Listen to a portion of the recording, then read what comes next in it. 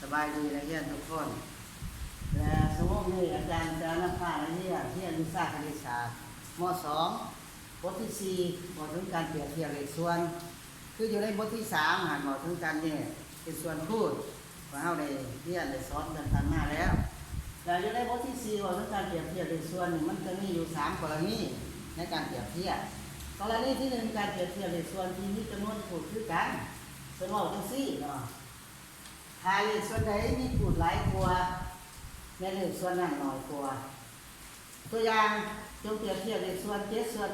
5และ7ส่วน4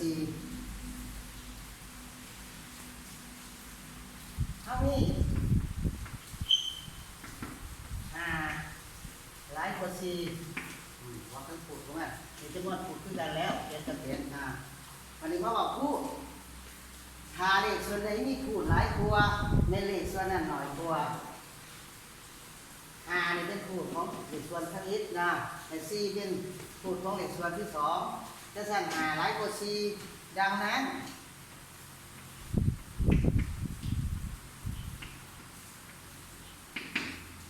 เลขส่วน7ส่วน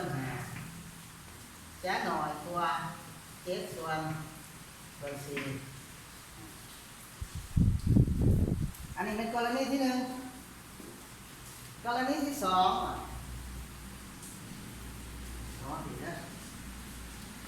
ปัญหาที่2หรือว่าข้อที่2การเปรียบเทียบเลขส่วนที่มีคูณคือกันเป็นบอกจังซี่ถ้าเลขส่วนใดมีจำนวนคูณหลายกว่าในเลขส่วนนั้นหลายกว่าตัวอย่างจงเปรียบเทียบเลขส่วน9ส่วน10และ8ส่วน10เอามี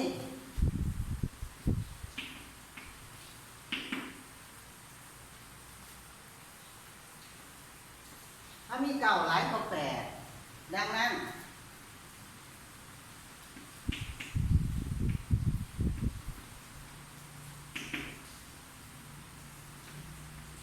9ส่วน10จะน้อยกว่า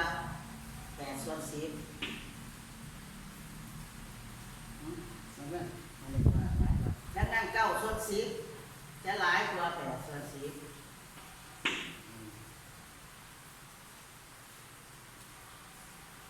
อันนี้เป็นกรณีที่2อันนี้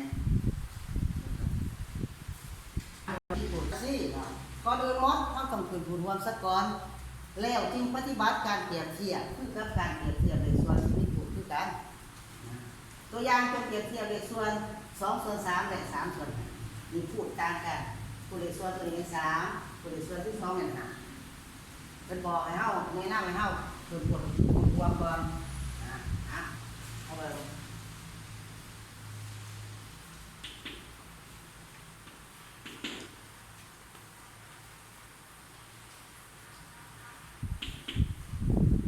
รวมแมน15 2ส่วน3จะเท่ากันกับ2คูณ5ส่วนใน3คูณ5เพราะว่าเอา3คูณกับ5มันจึงจะได้รวมเป็น15จะเท่ากันกับ10ส่วน15และมันจะได้3ส่วน5เท่ากันกับ3คูณ3ส่วนใน5คูณ3จะเท่ากับ9ส่วน15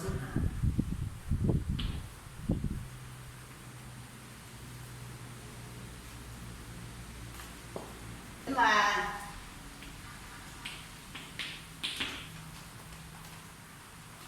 10หลายกว่า9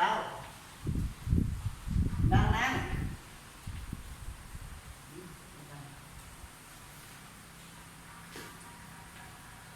10ส่วน15หลายกว่า9ส่วน15ดังนั้น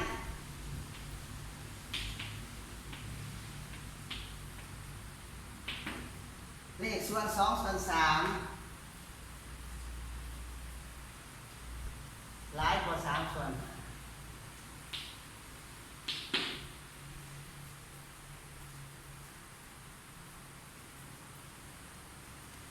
หมายเหตุ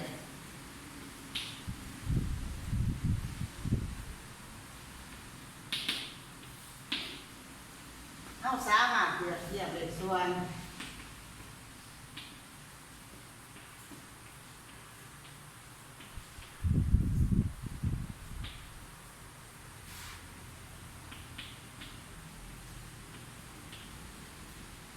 ด้วยการ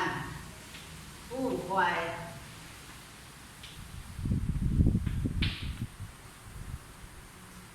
นอกจากเขาเปรียบเทียบเลขส่วนที่อยู่ใน3กรณีแล้วกรณีที่1แม่นการเปรียบเทียบเลขส่วนที่มีจำนวนขูดคือกันกรณีที่2การเปรียบเทียบเลขส่วนที่มีขูดคือกันและกรณีที่3เป็นการเปรียบเทียบเลขส่วนที่มีขูดต่างกันนอกจาก3กรณีแล้วหมายเหตุยังไงเอาหัวเขาสามารถเปรียบเทียบเลขส่วนโดยการคูณไขว้ตัวอย่าง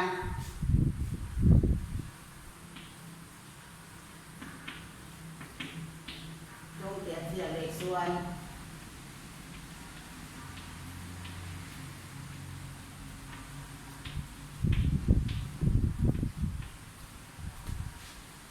2/3และ3/5ตัวอย่างนี้กับกรณีที่3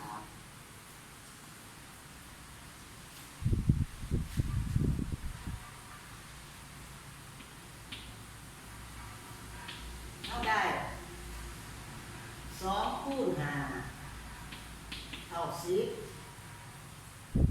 และ3คูณ3เท่า9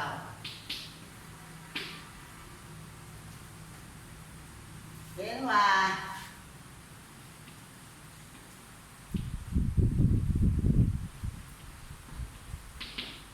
10หลายกว่า9ดังนั้น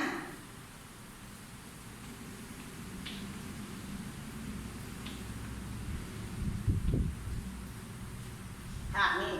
เลขส่วนตัวทวีตดังนั้น2/3ก็จะหลายกว่า3ส่วนใส่กรณีนี้ก็ได้ใส่วิธีนี้ก็ได้ถ้าการเปรียบเทียบเลขส่วนที่มีขูดต่างกันสำหรับการอธิบายบทเรียนบทที่4บทการเปรียบเทียบแม่นหมดสำนักและต่อไปอาจารย์จะนำพานักเรียนแก้บทฝึกหัดเสนอให้นักเรียนเอาปืนบทฝึกหัดขึ้นมา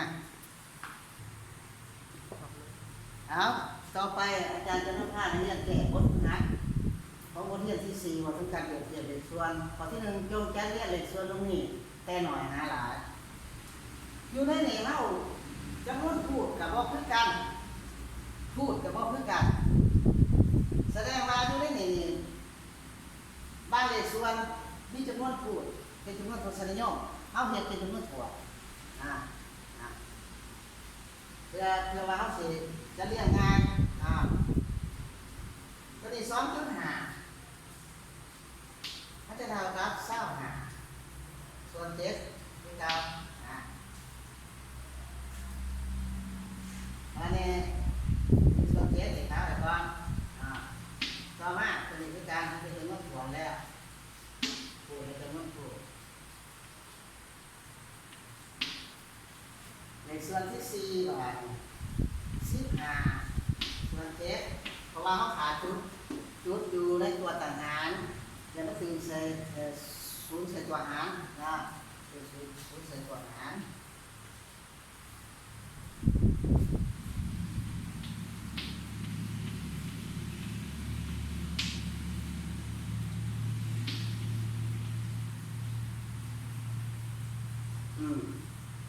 ได้แล้วแต่ละเลขส่วนมีจำนวนพูดมีพูดเป็นจำนวนส่วนแล้วบาดนี้เพื่อจะเปรียบเทียบง่ายในกรณีนี้เขามาเบิ่งพูดของเลขส่วนตัวนี้70ตัวนี้70คือกันแล้วเพื่ออยากเปรียบเทียบง่ายเขาจะเฮ็ดให้พูดเพราะมันคือกันพูดเพราะมันคือกัน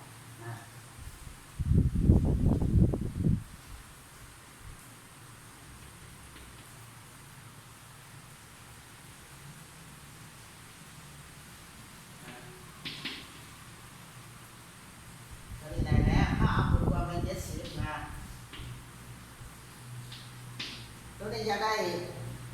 พูด70ครับพูด10เซนูพูด10เซเทิง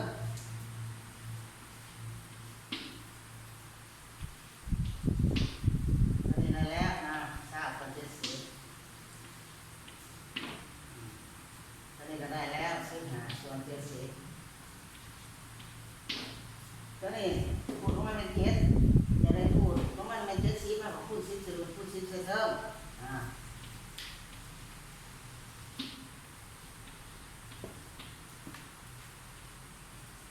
คือว่าคือเก่ามัน17ส่วน70เอาได้แล้ววันนี้เอาเข้ามาปฏิบัติการเปรียบเทียบอยู่ในกรณีที่2กรณีที่2เป็นว่าคือการเปรียบเทียบเลขส่วนที่มีพูดคือกันถ้าเลขส่วนใดมีจำนวนพูดหลายกว่าเลขส่วนนั้นหลายกว่าเขามาจะเรียก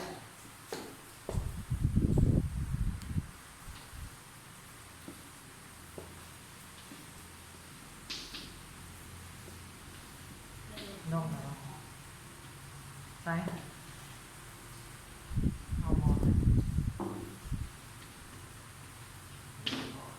เจลใส่ท่าลุงเป็นบ่เจลสมาร์ทไหมครับเอาลงยูทูบเอาโมดาที่เป็นภาษามันก็ได้แล้วก็ดู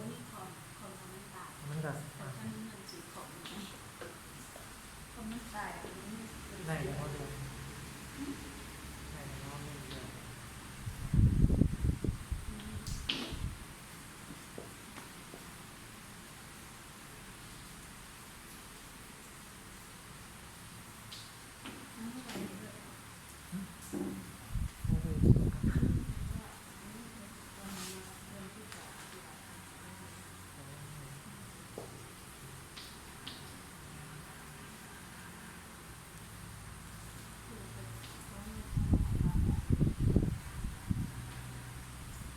กดเอา3เป็นอนุมัติถ้าฟังตัวเลขเป็นอนุมัติ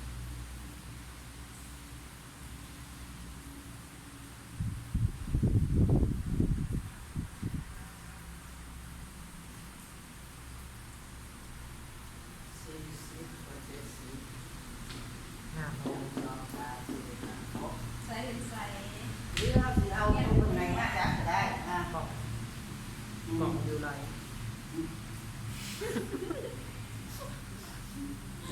ถ้าเอาตัวคนไหนมาจับก็ได้เพราะว่า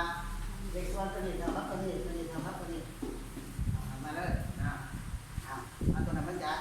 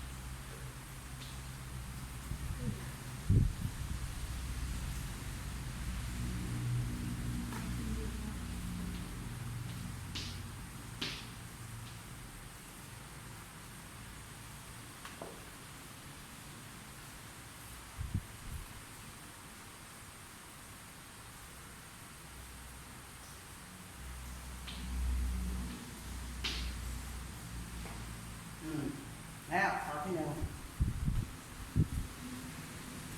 มาในข้อที่2ข้อที่2นะ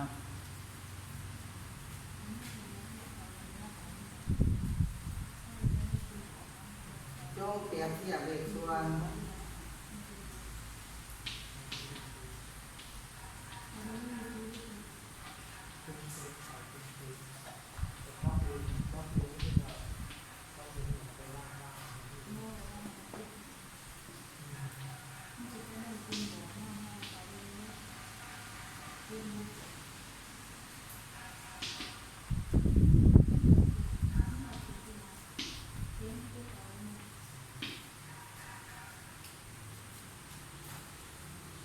จงเปรียบเทียบเลขส่วน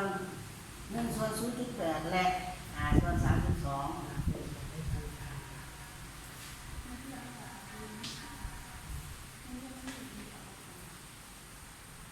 นี่แหละกลุ่มเฟสอะไรเนี่ยกลุ่มเทียมของเรา ถ้ามีเท่าเห็นไหนพูดเพราะมันเป็นจำนวนส่วน1ส่วน0.8จะเท่ากับ10ส่วน8 เดี๋ยวนี้คนทุกงานเนี่ยเดี๋ยวเราไปลงให้ แล้วมันเป็นพูดรวม ให้ค่าดู เอาพูดรวมเป็น ให้ 32 เราเทียบเป็นไปลง เขาจะได้พูด32พูดของมันเป็นแปดแล้วเดี๋ยวส่วนเดิมถ้าผมพูด4สรุปพูด4เซนเตอร์ มันเป็นหินค่ะมันโดนกัดจะต้องมีผมไม่มี ต้องสอนกันด้วยกันดี ใช่มันอยู่ที่เดียวกัน ในอันนี้และเลขส่วน5ส่วน3.2เอาไปยังไงพูดของเลขส่วนตัวนี้เป็นจำนวนตัวนี้ขาดทุกอยู่ตัวหารนะครับมันคือ0ใส่ตัวต่างหารจะเท่ากับ50ส่วน32ตัวนี้ถ้าเราหาผลรวมก็ได้เพราะว่า5ผลรวมมันเป็นผลรวมแล้วผล32นี่จะว่าเขาเปรียบเทียบดังนั้นเราเห็นว่าเอาเห็นว่ากันซะมีเว้นตกอยู่ในกรณีที่2อีกการเปรียบเทียบเลขส่วนที่มีขูดถึงกันถ้าเลขส่วนไหนมีจำนวนขูดหลายตัวเลขส่วนนั้นหลายตัวเอาเห็นว่า50หลายกว่า40ดังนั้น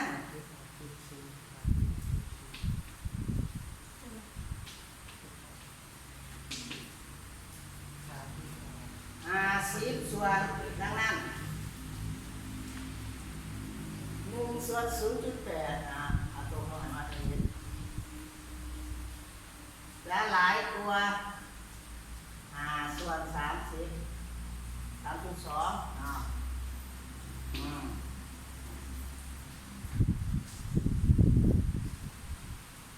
หรือเขาจะใส่มัดก็ได้เดี๋ยววันนี้เขาใส่ส่วนมันก็ได้เนาะการเปรียบเทียบเป็นส่วนที่ผูกขึ้นกันใส่สิก็ได้เอามามัดเนาะ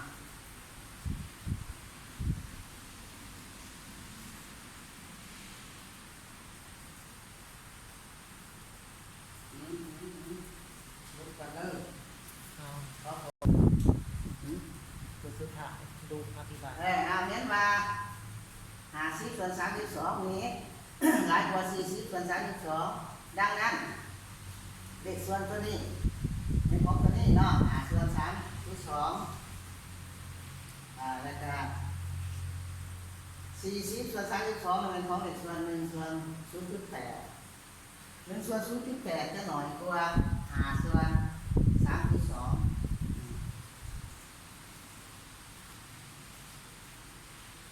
อันนั้นเป็นข้อที่2ถ้ามาเริ่มสืบต่อแก้บทงานข้อที่3เป็นว่าจนถึงรวมเลขส่วนรุ่นนี้แบบจะเรียนจะหน่อยหลายเพื่อให้มาหาเลขส่วน2ส่วน5 7ส่วน4 9ส่วน3 3ส่วน4และ1ส่วน2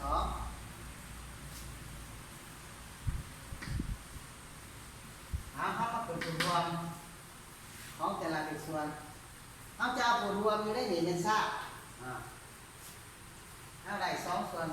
5เท่ากับ2คูณ4ส่วน5คูณ4เท่ากับ8ส่วน3 7ส่วน10เดี๋ยวให้คูณเป็นทราบคูณ2สรุปคูณ2ใส่เพิ่ม7คูณ2ส่วน10คูณ2เท่ากับ14ส่วน9นี่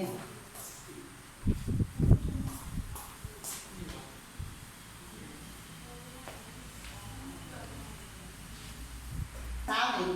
สูตรของมันเป็นผลรวมแล้วหรือจะเขียนก็ได้มันเป็นยัง แค่น้อยนะครับ 9คูณ1ดอก9ของ9 9คูณ1ก็เท่า9กับ9ส่วน9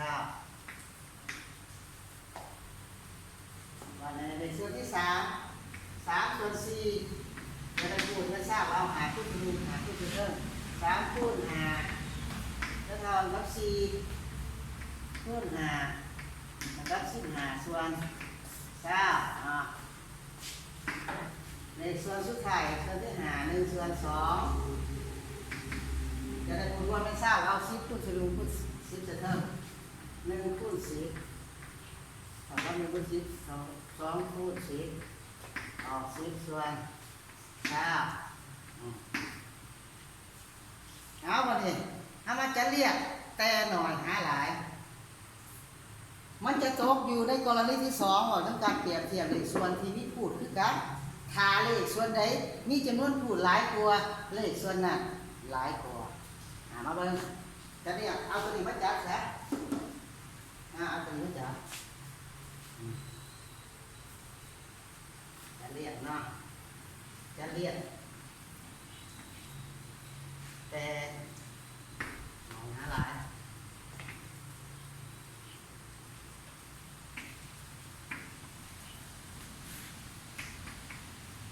นี่จะเอาตัวได้มาจัดก็ได้เพราะมันเท่ากันเอาตัวเป็นผลรวมแบบว่าจัดก็ได้นะหรือเอาตัวเป็นผลรวมซะมาจัดเพราะว่าเขาว่าจงเป็นผลรวมในส่วนรุ่นนี้แต่จะเรียกแต่หน่อยหาหลายเห็นไหมแปรหน่อยหาหลายมันต้องแวนเอาแปรส่วนทราบดีกว่าหน่อยตรงมุมแปรส่วนทราบจะหน่อยกว่า9ส่วนทราบ9ส่วนทราบจะหน่อยตัว10ส่วนทราบ10ส่วนทราบจะหน่อยตัว14ส่วนทราบ14ส่วนทราบจะหน่อยตัว15ส่วนทราบ3 4 1 2 3 4ถือว่าครบแล้วการแก้บทฝึกหัดแต่แม่นหมดสำนักแล้วนี่ยังถ้าได้เรียนสนใจก็โทรเข้ามาถามก็ได้นะการคิดสอนของอาจารย์ในเพิ่นนี้ อย่าลืมส่งบทฝึกหัด เป็นหมดสำนี้เนาะแต่ว่าเอาเรียกบ้านเติมหน่อยหนึงนะเราเรียกบ้านให้พวกร้านแคปหน้าจอเอาเด้อ จะมีอยู่จะ แล้วมือส่งนี่แม่นมืออื่นส่งอาจารย์นะมือที่8วัดชุกให้ได้ส่งอาจารย์วัดจุกโคตรแคปหน้าจอเลยส่งเขาทางเมสเซนเจอร์เนาะส่งใส่เมสเซนเจอร์เด้อ ส่งใส่เมสเซนเจอร์อาจารย์ ส่งใส่เมสเซนเจอร์อาจารย์นะสำหรับการซิดซ้อนและการแก้บทงานและการให้เรียกว่าหน้าเฮียนกับแม่นมัสมีกันขอขอบใจ